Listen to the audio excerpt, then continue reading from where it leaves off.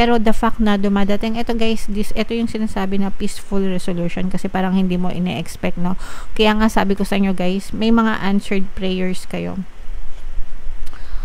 Sana yun. May mga answered prayers kayo. Ibubuhos ni universe yung mga sagot, mga solusyon sa pamamagitan ng mga bagong opportunities na dadating sa buhay nyo, no?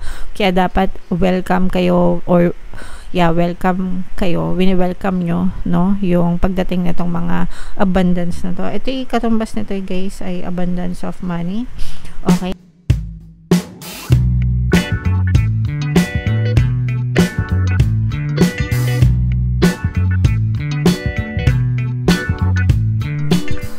Hello guys, hello Aries, welcome back to Pinoy Pixie Tarot. Ang pamagat ng episode natin for tonight is monthly Taroscope para ngayong September para sa Aries, Sun, Moon, Rising Sign and Venus.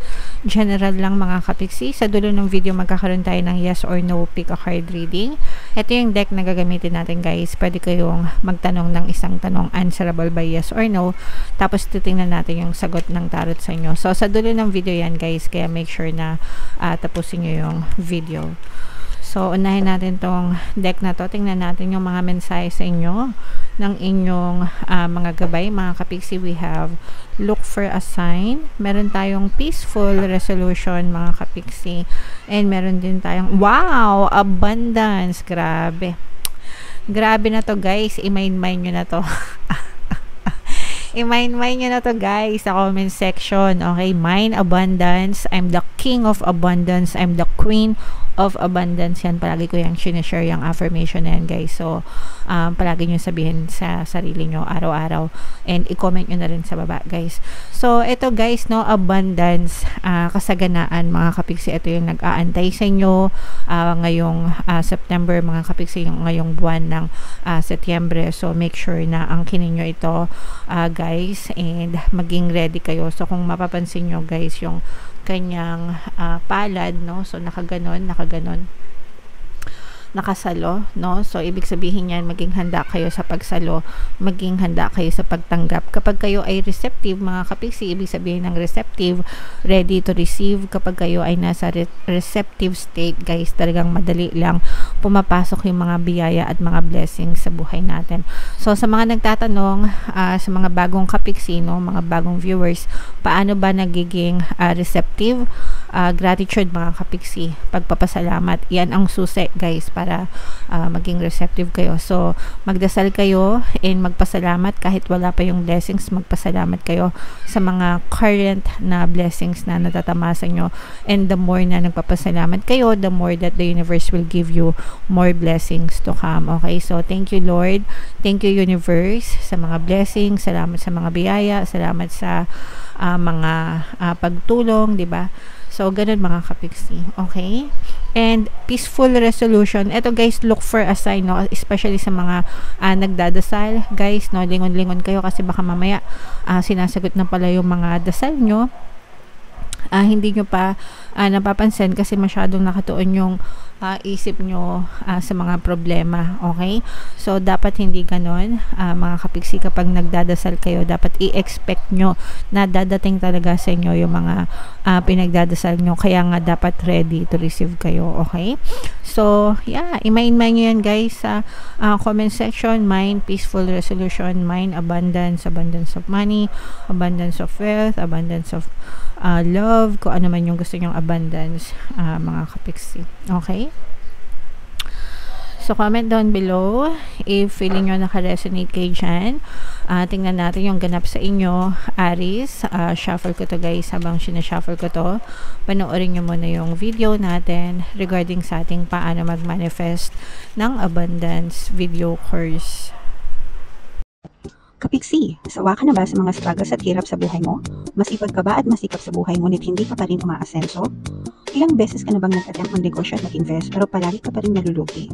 Sa pagkakataon na ito ay maaaring may subconscious beliefs ka na nagiging balakid sa iyong pag-unlad at pagyaman. Introducing, paano mag-manifest ng abundance video course. Dito ay matututunan mo ma-overcome ang mga balakid mo para tuluyan ka ng umunlad, umasenso, sumagana, maging matagumpay, successful at maswerte sa iyong kabuhayan, pera, trabaho, negosyo, salapi at kaperahan ng bonggang-bongga. Dali, mag-send na ng email sa pinoypixietarot@gmail.com at simulan na ang iyong pagyaman ngayon. Alright, so sa lahat ng gusto mag-avail ng course guys, meron tayong promo ngayong August. Magbibigay ako ng free 3-in-1 pampaswerte subliminal, so pampaswerte sa buhay, sa kaperahan at saka sa love life, worth 1,500 until August 31 guys. So mag-avail na kayo, sobrang ganda. And meron din tayo guys na bagong course, paano mawala ang third party at magkaroon ng harmonious na relationship para mawala yung mga kabit ng mga jowa nyo guys. 30% discount naman yan until August 31, so i-avail nyo na mga kapiksi, sobrang ganda. Okay, so Aries guys, sobrang ganda nito mga kapiksi, no? Kayo ay na-represent ng King of Wands sa ating spread. So ito guys, nakikita natin yung iba sa inyo talagang, ito guys, no, meron tayong negative energy dito. Ito yung nagre-represent ng mga disappointments nyo. Yung iba sa inyo guys, parang medyo may mga pinagsisisihan kayo na mga decision nyo in the past mga kapiksi, pero kailangan nyo nang mag-move on, no? It's time for you to move on and forget about the past, kasi habang iniisip nyo yung mga past na circumstances nyo, yung mga maling decision nyo, lalo lang kayong ma-stuck. And normal naman yun, no? Tao lang naman tayo guys, may mga pagkakataon talaga na nagkakamali tayo sa mga decision natin, pero don't take it personally, or wag nyo masyadong personalin mga kapiksi. Kumbaga, don't be too hard on yourself, no? Matuto kayo mag-let go and forgive yourself and forgive other people para mas maging magaan yung inyong kabuhayan, Aries. Okay, on the good side naman, eto guys, no, parang these are new opportunities. Yung iba sa inyo guys, parang feeling ko nagkakaroon kayo ng good karma, nagsisimula ng umikot yung good karma nyo. Baka in the past guys, baka may mga challenges kayo or problema kayo na pinagdadaanan, maaaring dahil yun sa inyong mga karmic debts or mga bad karma. Pero yung iba sa inyo guys, parang feeling ko nalalampasan nyo na yung mga bad karma nyo, nakakabayad na kayo ng mga karmic debts nyo, nagsisimula nagsisimula na kayo ng bagong chapter sa buhay nyo na gumagaan na yung inyong pamumuhay dahil sa inyong good karma.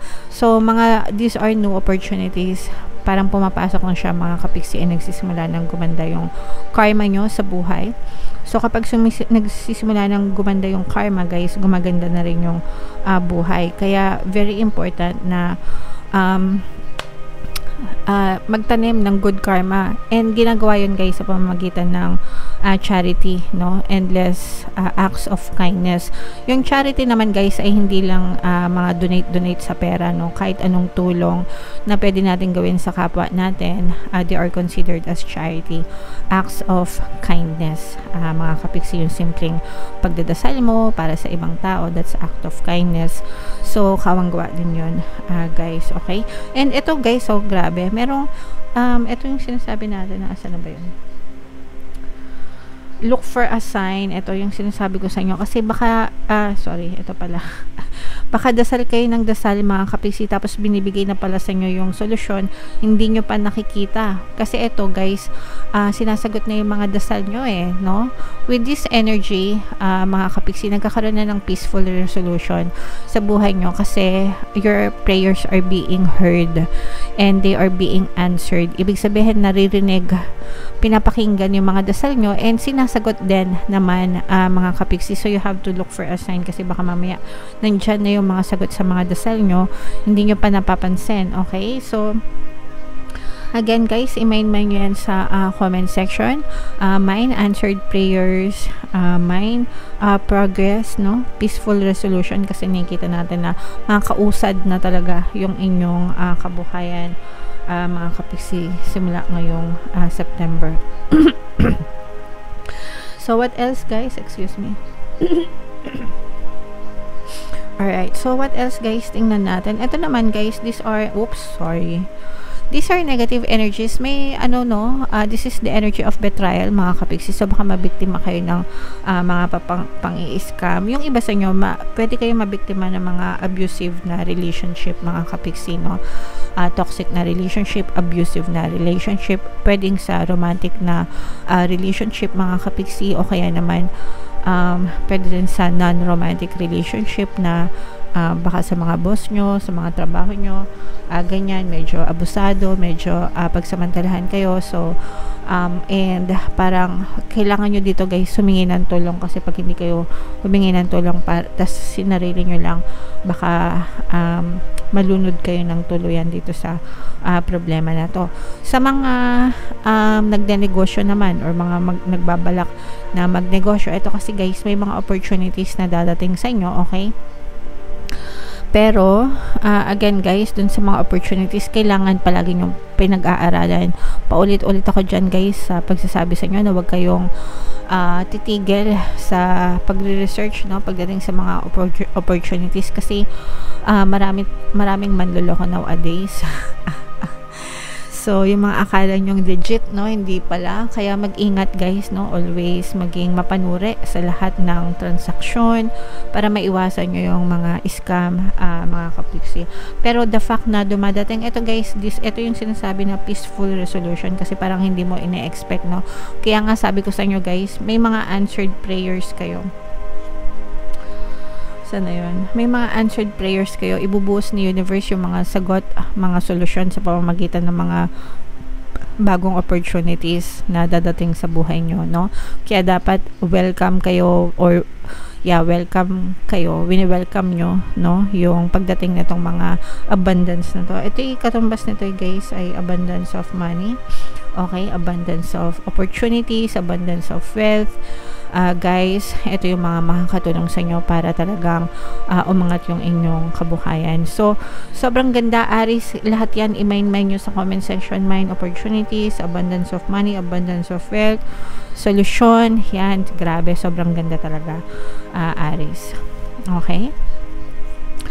So, comment down below guys if feeling nyo naka-resonate kayo dyan. Tingnan natin yung ganap sa inyong, ito pala yung yes or no pick a card reading natin, no. So, i-shuffle ko siya. Habang sinashuffle ko to guys, itanong nyo sa isip nyo yung isang tanong na gusto nyo malaman for September. Answerable by yes or no. Tapos pili kayo ng isang card, okay? And remind ko lang kayo guys, meron tayong exclusive membership program dito sa ating channel. Sa lahat ng gusto mag-join, i-click nyo lang yung join button dito sa baba ng video, o kaya naman dyan sa taas, lagay natin yung link. Kapag member na kayo guys, magkaroon kayo ng access sa mga exclusive videos natin regarding manifestation using the power of your subconscious mind and law of attraction. So, hinga ng malalim mga kapiksi.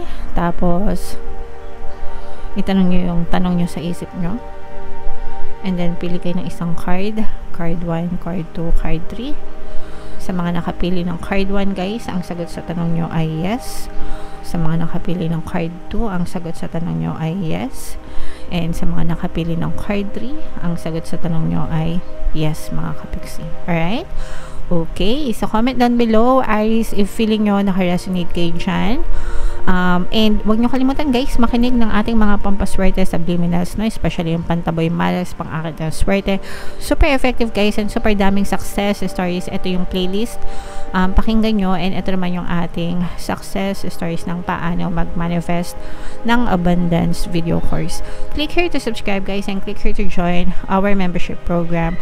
Thank you for liking, sharing, and subscribing, and see you again next time. I love you all guys. Have a nice day. Bye-bye.